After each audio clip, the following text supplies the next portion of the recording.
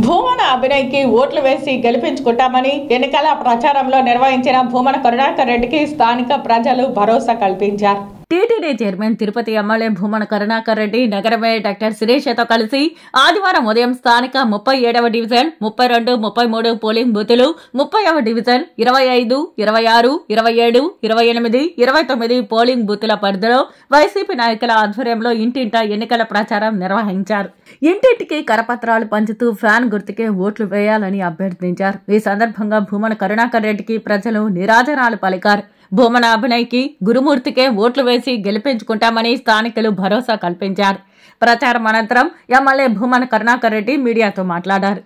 అధికారంలోకి వచ్చిన తరువాత ఒక్కటంటే ఒక్క అల్లరి మూకల చేష్టలు కానీ హింస కానీ తిరుపతిలో లేకపోగా తిరుపతిలో ఆధ్యాత్మిక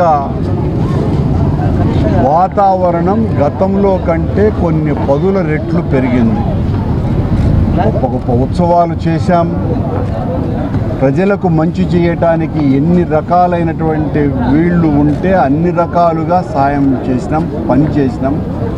కోవిడ్ లాంటి మహమ్మారి వచ్చినప్పుడు తిరుపతిలో మరణించినటువంటి దాదాపు 250 మందికి పైగా మృతదేహాలను ధైర్యంగా 4 సార్లు నాకు కరోనా వచ్చినా కూడా నాకు మా అబ్బాయికి మృతదేహాలను వాళ్ళ బంధువులు కూడా స్వీకరించకపోతే ఖననం చేసినటువంటి వ్యక్తులు మేము.